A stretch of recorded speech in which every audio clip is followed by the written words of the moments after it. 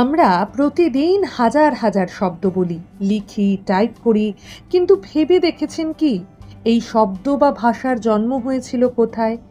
কিভাবে মানুষ ইশারা থেকে আজ হাজার হাজার ভাষায় নিজের মনের কথা প্রকাশ করছে? যদি বলি আমাদের এই প্রিয় শহর তিলোত্তমা তকমা পেল আরও একটা ঐতিহাসিক নজিরের। কলকাতাতেই সম্প্রতি চালু হলো ভারতের প্রথম immersive language museum শব্দালোক।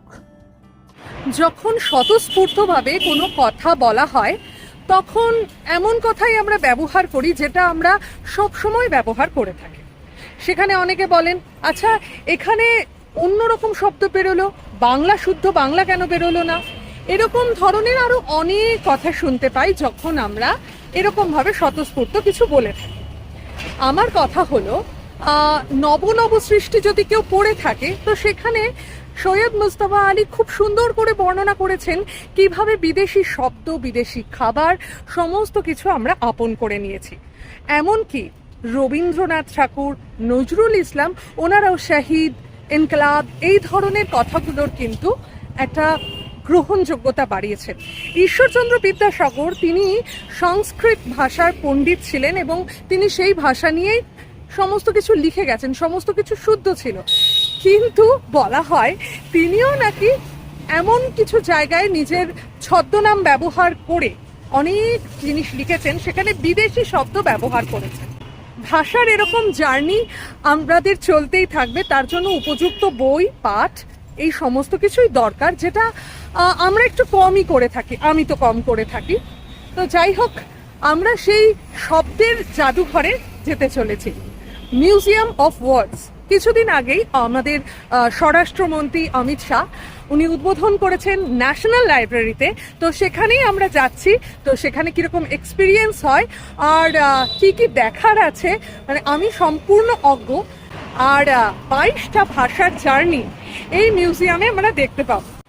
National library, এটা হলো gate number 2, museum of word, শব্দলোকে যাওয়ার এটাই হলো গেট নাম্বার 2 দিয়ে ঢুকে পড়েছি। আর এবার আমরা ডান দিকে যাব। এখান দিয়ে বললো এগিয়ে গিয়ে সাদা বিল্ডিং, অতিথিশালা এবং শব্দের জাদুঘর এই দিকে।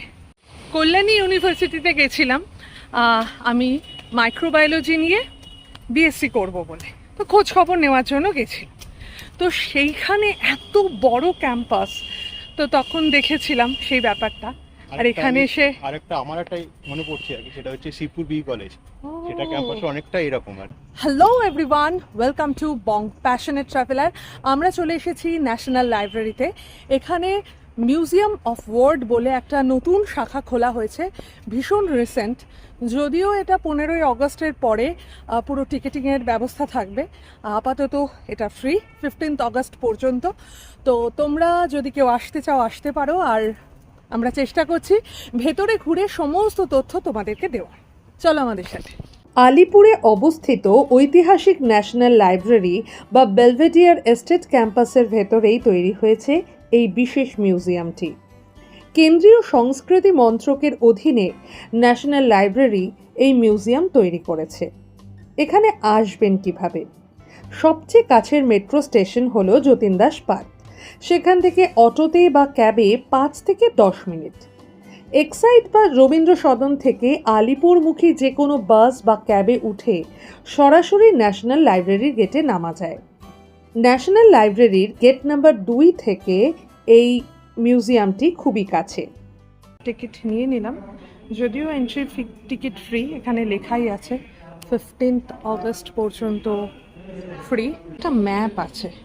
আমরা এখানে ঢুকেই মহাশূন্য থেকে শব্দ এই কাউন্টারে যাব, তারপরে প্রাথমিক শব্দ, আমার মাতৃভাষা, দেন নবরস। আর আমার বাঁ দিকে আছে হলো মহাপুরুষদের জয়মাল্য, প্রদর্শন পরম্পরা, সার্বজনীন সংলাপ এবং সার্বজনীন গ্রন্থাগার আন্দোলন। টিকিট কাটা হয়ে গেছিল, এই যে ব্যাগেজ কাউন্টার এখানে দিক নির্দেশ করা রয়েছে। তো আমরা আবার বেরিয়ে পড়ছি, কারণ ব্যাগ রাখতে হবে। এবার আমার একটা বেশ ছোটো ব্যাগই, তো উনি বললেন যখন বাইরে রাখতে হবে। এবার মুশকিল হলো পার্স, ফোন এইগুলো নিয়ে হাতে নিয়ে আবার ঢুকতে হবে, এই আর কি। এই হলো ব্যাগেজ কাউন্টার, ব্যাগ জমা রাখি। এর আগে দেখছিলাম ক্যাব কিন্তু ভেতরে ঢুকে পড়ছে আর কি, একদম সামনে চলে এসছে মিউজিয়াম অফ ওয়ার্ল্ডের। 22খানা শব্দের এখানে বিবর্তন দেখতে পাবো, তো কোন 22খানা জানি না, ভেতরে গেলে জানতে পারবো। পুরনো মিউজিয়াম বলতে আমরা যা বুঝি কাচের বাক্সে বন্ধ কিছু নিদর্শন। শব্দলোক কিন্তু একেবারেই তেমন নয়। এটি একটি আধুনিক, ইন্টারঅ্যাক্টিভ ও টেকনোলজিক্যাল ড্রিভেন মিউজিয়াম। মোট 9টি গ্যালারিতে ভাগ করা হয়েছে পুরো অভিজ্ঞতাকে। মহাশূন্য থেকে শব্দের উৎপত্তি।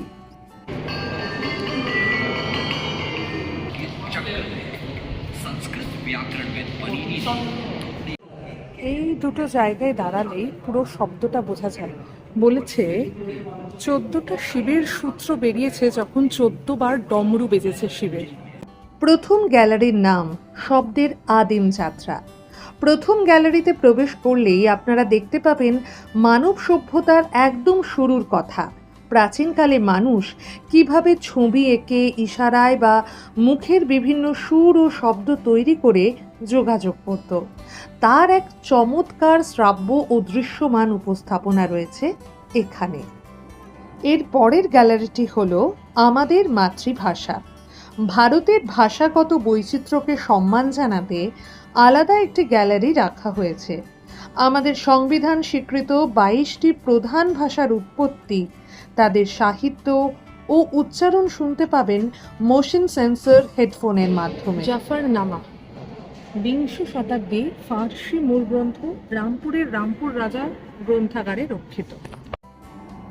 পরের গ্যালারিতে ফুটে উঠেছে চিত্রলিপি থেকে বর্ণমালার জন্ম।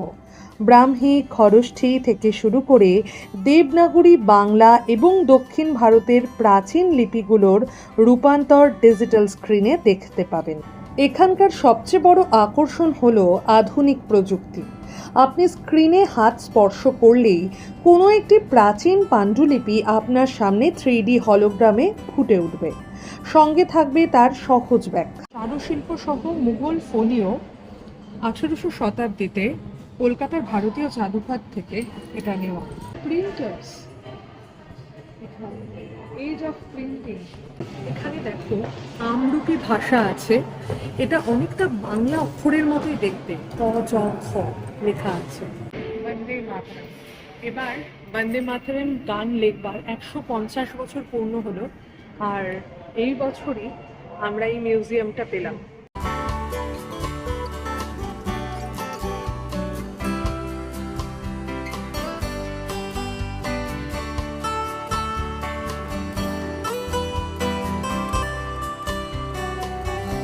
মঙ্গল টঙ্গলে কলিঙ্গ দেশের উল্লেখ খুব পেয়েছে, এই হলো কলিঙ্গ ভাষার কলিঙ্গ শব্দ আর কি।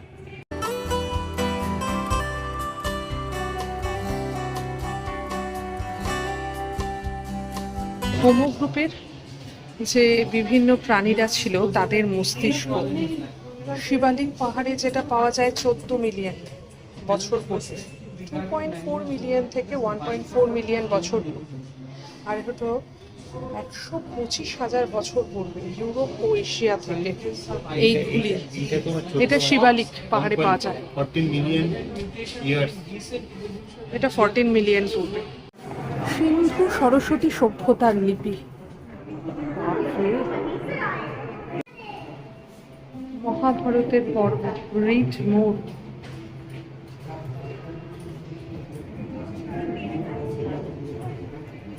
তালপাতার লিপি লেখন।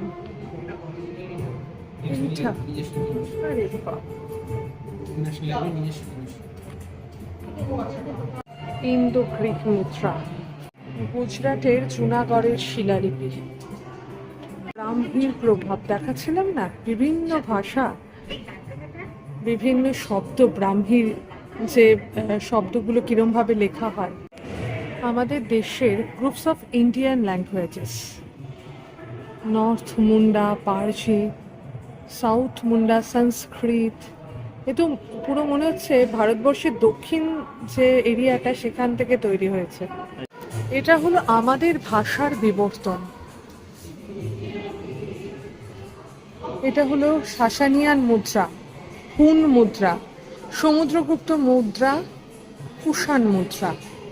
বিভিন্ন ধরনের শিলালেখ সম্পর্কে জানতে এইখানটায় আসা যেতে পারে আর কি। এখানে সমস্ত শব্দগুলো মানে মুদ্রিত অক্ষর আছে আর তার যে ছায়া পড়েছে এখানে। অনেকেই প্রশ্ন করতে পারেন ভারতের নানা শহরের মধ্যে কলকাতাকে কেন বেছে নেওয়া হলো দেশের প্রথম ল্যাঙ্গুয়েজ মিউজিয়ামের জন্য। উত্তরটা কিন্তু খুব সোজা। কলকাতা হলো ভারতের সাহিত্য ও সাংস্কৃতিক রাজধানী, যে শহরে রবীন্দ্রনাথ ঠাকুর, বঙ্কিমচন্দ্র চট্টোপাধ্যায়, শরৎচন্দ্র চট্টোপাধ্যায়ের মতো দিকপালেদের জন্ম ও কর্মক্ষেত্র, যেখানে এশিয়াটিক সোসাইটি এবং ঐতিহ্যবাহী কলেজ স্ট্রিট রয়েছে, সেখানে ভাষার উৎসকে নিয়ে এমন এক সংগ্রহশালা গড়ে ওঠার চেয়ে উপযুক্ত আর কী বা হতে পারে।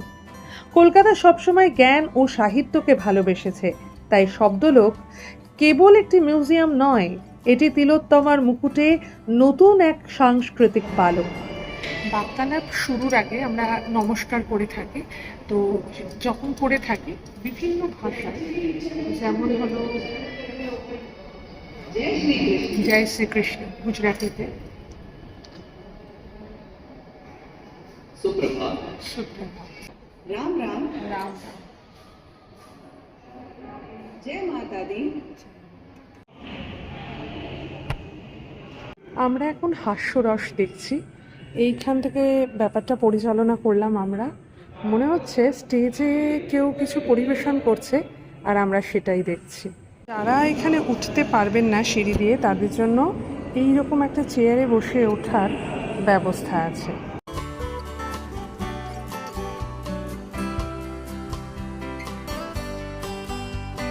বেশ অনেকটা সময় জুড়ে এখানে যদি থাকা যায় খুব ভালো লাগবে। আমি যদিও খুব একটা মিউজিয়াম পার্সন নই, কিন্তু আমার বেশ ভালো লাগলো। আর আমার মনে হয় এগুলো বোঝার জন্য আরও একটু সময় দরকার। তো যাই হোক, এটা 6টা পর্যন্ত খোলা থাকে, সকাল 11টায় খোলে, আর সোমবার পূর্ণদিবস বন্ধ থাকে। আমাদের ভিডিওটা যদি ভালো লেগে থাকে তাহলে প্লিজ লাইক, কমেন্ট আর শেয়ার করে দিও। আর আমাদের চ্যানেল বং প্যাশনেট ট্রাভেলারে নতুন হলে একটু সাবস্ক্রাইব করে দিও। ভালো থেকো, সুস্থ থেকো, শুধু ফ্যাশনে নয় প্যাশনে থেকো। ওকে, এই হলো আলিপুর জু। এটা এখানে শেষ হচ্ছে, কোঠারি হসপিটাল রয়েছে, আর ঠিক তার উল্টো দিকে এইটা হলো ন্যাশনাল লাইব্রেরির 5 নম্বর গেট। এখান দিয়ে ঢোকা যাবে।